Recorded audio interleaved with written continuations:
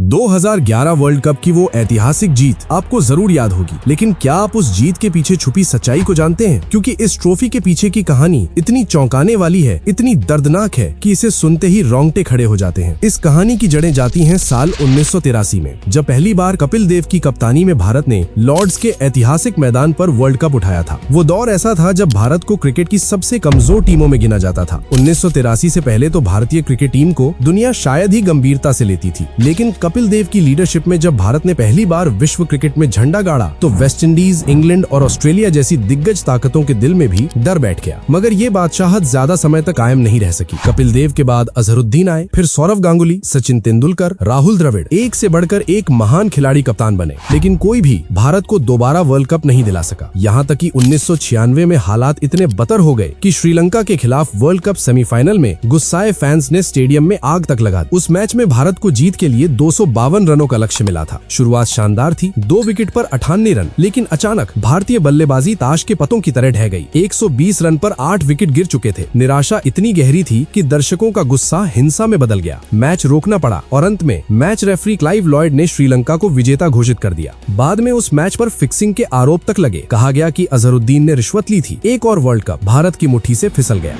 फिर आया 1999 का वर्ल्ड कप, एक और सुनहरा मौका, लेकिन अफ्रीका और जिम्बाब्वे से हार और फिर ऑस्ट्रेलिया से करारी शिकस्त। ये वर्ल्ड कप भी हाथ से निकल गया। और फिर आया 2003, एक बार फिर देश को उम्मीद दी गई, एक बार फिर जिम्मेदारी सौंपी गई। इस बार कमान थी सौरव गांगुली के हाथों में। 2003 तक गांगुली की अगुवाई में भारतीय टीम एक मजबूत यूनिट बन चुकी थी। ओपनिंग में सचिन और सहवाग, मिडिल ऑर्डर में गांगुली खुद, राहुल द्रविड़, मोहम्मद कैफ, युवराज सिंह, गेंदबाजी में जहीर खान, आशीष नेहरा और जवागल श्रीनाथ जैसे खतरनाक नाम। इस वजह से भारत को इस टूर्नामेंट में ऑस्ट्रेलिया के बाद दूसरी सबसे मजबूत टीम माना जा रहा था और टीम ने इसे साबित भी किया। भारत वर्ल्ड कप के फाइनल तक पहुंच गया। अब हर किसी को लगने लगा था शायद इस बार इतिहास बदलेगा, लेकिन फाइनल में सामने थी कोई मामूली टीम नहीं, सामने थी वही ऑस्ट्रेलिया जो नॉकआउट मुकाबलों में अजय मानी जाती थी। फाइनल में रिकी पॉन्टिंग ने भारतीय गेंदबाजों की कमर तोड़ दी, अकेले दम पर 140 रनों की तूफानी पारी खेली और ऑस्ट्रेलिया ने भारत के सामने 360 रनों का पहाड़ खड़ा कर दिया। जब भारत लक्ष्य का पीछा करने उतरा तो पूरी टीम 234 रनों पर सिमट गई। एक बार फिर वर्ल्ड कप जीतने का सपना सिर्फ सपना बनकर रह गया और यहीं से 2011 की उस ऐतिहासिक जीत की असली कहानी शुरू होती है। 2003 के बाद भारत के माथे पर एक नया ठप्पा लग चुका था, चोकर्स। भारतीय ड्रेसिंग रूम से लेकर स्टेडियम की दर्शक दीर्घा तक हर तरफ मायूसी, निराशा और टूटे हुए सपनों का सन्नाटा था। और फिर समय का पहिया घूमता घूमता आ पहुंचा 2007 का वनडे वर्ल्ड कप। लेकिन इस बार हालात और भी ज्यादा बिगड़े हुए थे। टूर्नामेंट शुरू होने से पहले ही पूरी भारतीय टीम विवादों में घिरी हुई थी। ग्रेग चैपल की कोचिंग में टीम कई गुटों में बट चुकी थी। कप्तान थे राहुल द्रविड़। वर्ल्ड कप खेला जाना था वेस्टइंडीज की धरती पर। टीम लगभग वही थी जो 2003 में फाइनल तक पहुंची थी, लेकिन इस बार एक नया नाम जुड़ा था, MS धोनी। उम्मीद थी कि अनुभव और युवा जोश का ये मेल कुछ अलग करेगा, लेकिन पहला ही मैच और सामने था बांग्लादेश, जिसे भारत के लिए कभी भी बड़ा खतरा नहीं माना जाता था। और यहीं से कहानी ने सबसे डरावना मोड़ लिया। भारत को बांग्लादेश के हाथों करारी हार झेलनी पड़ी। ये सिर्फ एक मैच की हार नहीं थी, इसे भारतीय क्रिकेट इतिहास की सबसे शर्मनाक हारों में गिना गया। बांग्लादेश जैसी टीम से हारना भारतीय फैंस के लिए किसी सदमे से कम नहीं था। इसके बाद भारत ने बरमूडा को तो हराया, लेकिन अगला मुकाबला श्रीलंका से था और वो मैच भी भारत हार गया। बस यहीं पर ग्रुप स्टेज में ही भारत का वर्ल्ड कप खत्म हो गया। पूरा देश हिल गया। बांग्लादेश के खिलाफ मिली हार एक ऐसा जख्म बन गई जो आज भी भारतीय फैंस के दिल में हरा है। जैसे ही भारत टूर्नामेंट से बाहर हुआ, हर तरफ गुस्सा फूट पड़ा। टीम का बहिष्कार होने लगा, खिलाड़ियों पर तीखी आलोचनाओं की बौछार होने लगी। हर जगह नाराजगी, आक्रोश और टूटे भरोसे की आवाजें थी। इसी बीच ग्रेग चैपल और टीम के बीच की खींचतान खुलकर सामने आ गई। मामला इतना बढ़ गया कि सचिन तेंदुलकर पूरी टीम के साथ खड़े हो गए। उन्होंने साफ शब्दों में BCCI से कह दिया, हम इस कोच के साथ नहीं खेलेंगे। ऐसा लगने लगा जैसे भारतीय क्रिकेट की पूरी व्यवस्था पूरी तरह बिखर चुकी हो। इस दौर में भारत को उसी तरह ट्रोल किया जा रहा था जैसे आज के समय में पाकिस्तान को किया जाता है। इस दौर को भारतीय क्रिकेट इतिहास का ब्लैक टाइम कहा गया। हर तरफ अंधेरा था, कोई दिशा नहीं, कोई भरोसा नहीं। और ठीक उसी अंधेरे में टीम इंडिया को जरूरत थी एक नई रोशनी की, एक नई लीडरशिप की, एक ऐसे कप्तान की जो न सिर्फ टीम को संभाले बल्कि भारतीय क्रिकेट को दुनिया में दोबारा वही इज्जत दिला सके जो कभी खो चुकी थी। उस अंधेरे दौर में ही एक ऐसा फैसला लिया गया जिसने भारतीय क्रिकेट की किस्मत की दिशा बदल दी। 2007 के T20 वर्ल्ड कप के लिए सचिन तेंदुलकर, सौरव गांगुली और राहुल द्रविड़ तीनों ने खेलने से मना कर दिया। टीम अचानक खाली हो गई, अनुभव चला गया, दबाव कई गुना बढ़ गया और ठीक उसी वक्त BCCI ने एक साहसिक कदम उठाया। कप्तानी सौंपी गई महेंद्र सिंह धोनी को, एक ऐसा खिलाड़ी जिसे अभी तक सिर्फ सिर्फ एक शानदार फिनिशर माना जाता था, लेकिन अब उसे देश की सबसे बिखरी हुई टीम की कमान थमा दी गई। ये समय आसान नहीं था, आलोचनाएं चारों तरफ थी, उम्मीदें लगभग खत्म हो चुकी थी, लेकिन धोनी ने इस मौके को हाथ से फिसलने नहीं दिया। अपनी पहली ही कप्तानी में उन्होंने भारत को T20 वर्ल्ड कप का चैंपियन बना दिया और उसी एक जीत ने सभी आलोचकों की आवाज हमेशा के लिए खामोश कर दी। लेकिन भारतीय फैंस के लिए असली सपना अभी अधूरा था, क्योंकि भारत में वर्ल्ड कप का मतलब हमेशा से रहा है वनडे वर्ल्ड कप, और वो सपना लेकर आया साल 2011। खास इसलिए भी क्योंकि ये वर्ल्ड कप भारत की धरती पर खेला जाना था। तब तक महेंद्र सिंह धोनी सिर्फ एक बेहतरीन फिनिशर नहीं रहे थे, वो खुद को टीम इंडिया के सबसे शांत, सबसे चतुर और सबसे भरोसेमंद कप्तान के रूप में साबित कर चुके थे। अब पूरे देश की बस एक ही मांग थी, एक वनडे वर्ल्ड कप ट्रॉफी, वो ट्रॉफी जिसका इंतजार भारत 28 सालों से कर रहा था। 2003 की हार अब भी हर दिल में नासूर की तरह चुभ रही थी। और इसी बीच एक और भावनात्मक सच था, सचिन तेंदुलकर क्रिकेट के भगवान अपने करियर के अंतिम दौर में थे। पूरी दुनिया की एक ही ख्वाहिश थी, कम से कम एक बार सचिन के हाथों में वर्ल्ड कप देखा जाए। अब ये सारी जिम्मेदारी महेंद्र सिंह धोनी के कंधों पर थी। इस वर्ल्ड कप की मेजबानी भारत, पाकिस्तान, श्रीलंका और बांग्लादेश को मिली थी, लेकिन 2009 में श्रीलंका टीम पर हुए आतंकवादी हमले के बाद पाकिस्तान से मेजबानी का अधिकार छीन लिया गया। इस तरह भारत, श्रीलंका और बांग्लादेश इस टूर्नामेंट के आयोजक बने। और भारत के लिए सबसे बड़ी राहत की बात ये थी कि वर्ल्ड कप के सभी नॉकआउट मुकाबले भारत में ही खेले जाने थे। ये वो मौका था जहां घरेलू हालात टीम इंडिया के लिए सबसे बड़ा हथियार बनने वाले थे। देश तैयार था, टीम तैयार थी और इतिहास बस लिखे जाने का इंतजार कर रहा था। इसी दौरान मास्टर ब्लास्टर सचिन तेंदुलकर ने एक ऐसा ऐलान कर दिया जिसने पूरे देश को भावुक कर दिया। उन्होंने साफ कहा, ये उनका आखिरी वर्ल्ड कप होगा। और यहीं से इस वर्ल्ड कप पर एक इमोशनल जिम्मेदारी भी आ गई। अब ये सिर्फ एक ट्रॉफी नहीं थी, अब ये सवाल था, क्या क्रिकेट के भगवान को एक वर्ल्ड कप के साथ विदाई मिलेगी? सचिन की भी बस एक ही ख्वाहिश थी, वर्ल्ड कप जीतना और फिर क्रिकेट को अलविदा कहना। इसलिए ये वर्ल्ड कप सिर्फ बड़ा नहीं था, ये बेहद भावनात्मक होने वाला था। लेकिन रास्ता आसान नहीं था। Australia, south Africa, Sri Lanka, Pakistan सभी टीमें अपने पीक पर थीं, मगर इस बार भारत के पास भी कुछ खास था। हर खिलाड़ी मैदान पर जान देने को तैयार था और सबसे बड़ी बात, टीम की कमान संभाल रहे थे महेंद्र सिंह धोनी। शांत दिमाग, सटीक फैसले और हालात को पढ़ने की अद्भुत समझ। अब शुरू होता है 2011 वर्ल्ड कप। भारत का पहला मुकाबला फिर से उसी बांग्लादेश के खिलाफ, वही बांग्लादेश जिसने 2007 में भारत को शर्मसार किया था। इसलिए फैंस के मन में पुराने जख्म फिर से हरे हो गए थे। लेकिन इस बार हालात बिल्कुल अलग थे। टीम एकजुट थी, पूरी तैयारी के साथ उतरी थी। भारत ने टॉस जीता और पहले बल्लेबाजी का फैसला लिया और फिर वीरेंद्र सहवाग ने तूफान मचा दिया। एक ऐसी पारी जिसमें उन्होंने 175 रन ठोक दिए। साथ ही विराट कोहली ने भी अपने वर्ल्ड कप करियर का पहला शतक जड़ दिया। भारत ने बांग्लादेश के सामने 371 रनों का पहाड़ खड़ा कर दिया। जवाब में बांग्लादेश की पूरी टीम 283 पर सिमट गई। भारत ने अपने वर्ल्ड कप अभियान की शुरुआत एक जबरदस्त जीत के साथ की। अगला मुकाबला था इंग्लैंड के खिलाफ। सचिन तेंदुलकर के शानदार शतक की बदौलत भारत ने 339 रन बनाए, लेकिन इंग्लैंड ने भी लाजवाब बल्लेबाजी की और ये मैच टाई हो गया। ये नतीजा भारत के लिए थोड़ा चिंता का विषय था। फैंस नाराज भी थे क्योंकि जहीर खान को छोड़कर कोई भी गेंदबाज वैसा असर नहीं छोड़ पा रहा था। हालांकि इसके बाद भारत ने आयरलैंड और नीदरलैंड को हराकर ग्रुप में अपनी स्थिति मजबूत कर ली। फिर सामना हुआ साउथ अफ्रीका से और इस मैच में भारत को हार झेलनी पड़ी। अब लीग स्टेज का आखिरी मुकाबला था चेन्नई में वेस्टइंडीज के खिलाफ। भारत ने पहले बल्लेबाजी की। जब सचिन क्रीज पर थे तो एक अंदर आती गेंद पर कैरेबियाई गेंदबाजों ने जोरदार अपील की। अंपायर ने नॉट आउट दिया, लेकिन सचिन अपनी ईमानदारी दिखाते हुए खुद पवेलियन लौट गए। ये पल हर भारतीय के लिए गर्व का था और यही वजह है कि उन्हें क्रिकेट का भगवान कहा जाता है। सचिन के आउट होने के बाद भारतीय टॉप ऑर्डर ज्यादा देर नहीं टिक पाया, लेकिन एक आदमी डटा रहा, युवराज सिंह। चेन्नई की उमस, गर्मी, शरीर जवाब दे रहा था। कई बार उन्हें रिटायर हर्ट होने की सलाह दी गई, लेकिन युवराज रुके नहीं। लड़खड़ाते हुए, पसीने में डूबे हुए, एक छोर संभाले हुए उन्होंने 113 रनों की शानदार पारी खेली और भारत को 268 तक पहुंचा दिया। इसी मैच के बाद देश में एक खबर फैलने लगी कि युवराज के फेफड़ों में ट्यूमर है, लेकिन उस वक्त वो सिर्फ भारत के लिए लड़ रहे थे। लक्ष्य का पीछा करने उतरी वेस्टइंडीज की टीम ने अच्छी शुरुआत की, लेकिन भारतीय गेंदबाजी के सामने वे टिक नहीं पाए। पूरी टीम 188 पर ढेर हो गई। भारत ने जबरदस्त जीत के साथ क्वार्टर फाइनल में प्रवेश कर लिया। और अब सामने था वही नाम, ऑस्ट्रेलिया। एक ऐसा नाम जो सालों से भारत के लिए बुरे सपने जैसा था। क्रिकेट विशेषज्ञ एक बार फिर भारत की हार की भविष्यवाणी करने लगे, लेकिन इस बार कहानी कुछ और लिखी जानी थी। लेकिन इस बार भारतीय टीम का मिजाज बदला हुआ था। ये वही टीम नहीं थी जो डर के साथ मैदान पर उतरती थी। इस बार उनके पास थी जीत की भूख और पुराने जख्मों का बदला लेने का जुनून।